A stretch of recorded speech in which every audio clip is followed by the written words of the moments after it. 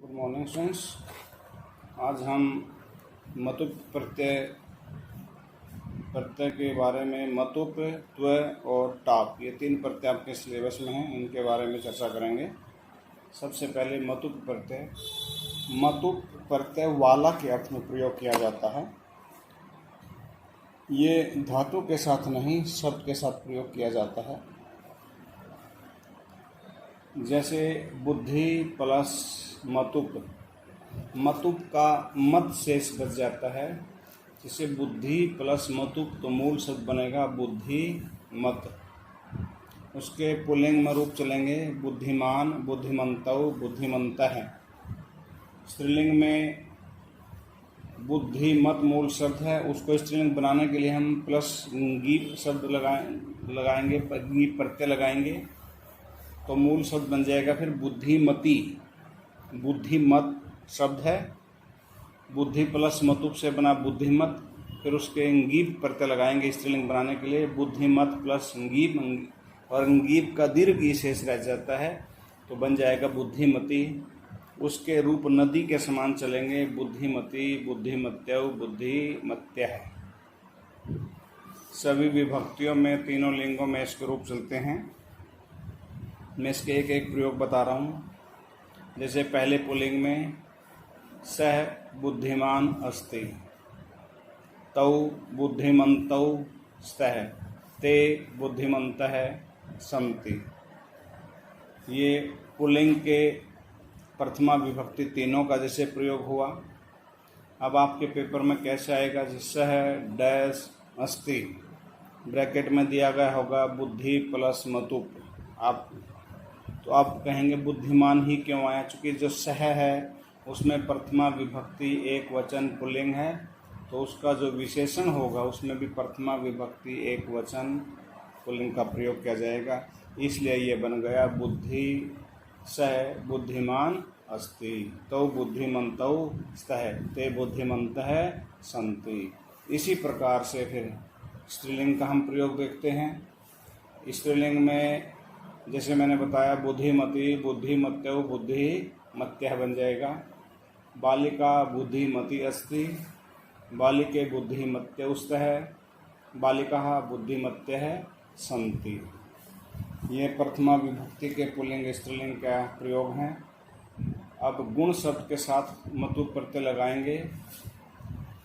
ध्यान ये रखना कि जब मतुप प्रत्यय हम शब्द के साथ प्रयोग करते हैं, यदि प्लस से पहले अ या आ जाए, अ या आ आए, तो मतुप का जो मत शेष बचता उसके मत को वत हो जाएगा, यानी कि मैं के स्थान पर वह हो जाएगा, तो गुणवत बन जाएगा। यहाँ ये गुणवत अब मूल शब्द है, इसके भी तीनों लिंगों में रूप चलेंगे।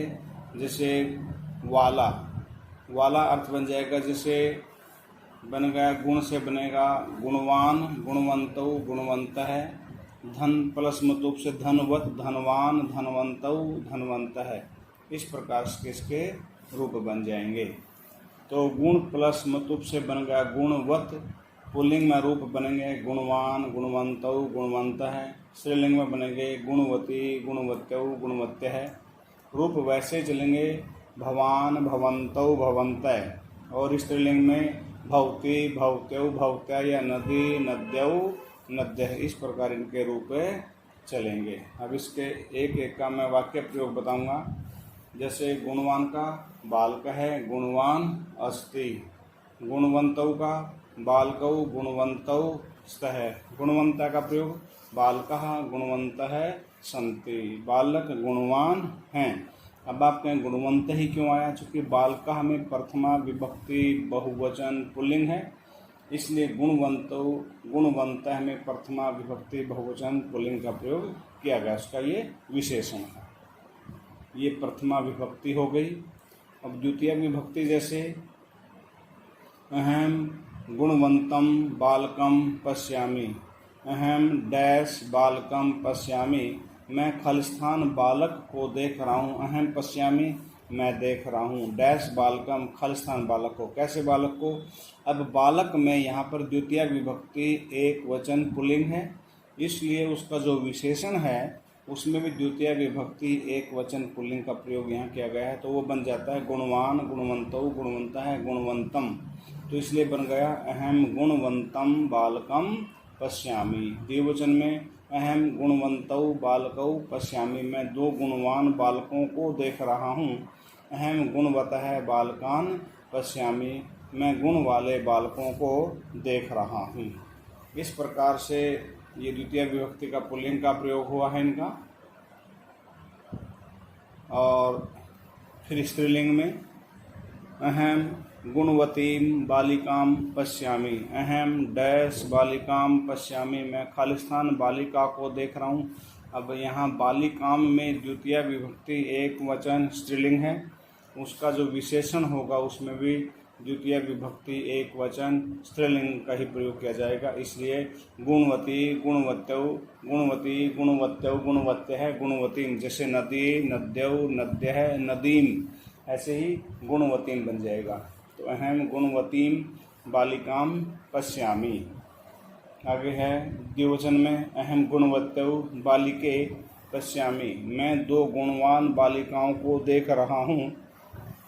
अहम गुणवत्यः बालिका पश्यामि, मैं गुणवान बालिकाओं को देख रहा हूँ। दो से ज़्यादा हो सकते हैं, इसलिए बहुवचन का प्रयोग आएगा। फिर तृतीय विभक्ति, जैसे ये द्वितीय विभक्ति का, अब मैंने तृतीय से लेकर के सप्तमी तक पुल्लिंग और स्त्रीलिंग का एक एक का प्रयोग किया है, मैंने सिर्फ एक वचन का प्रयोग किया है, आप उसके साथ समझेंगे। जैसे तृतीय में सह गुणवता बालकेन सह गच्छति, वह गुणवान बालक के साथ जा रहा है।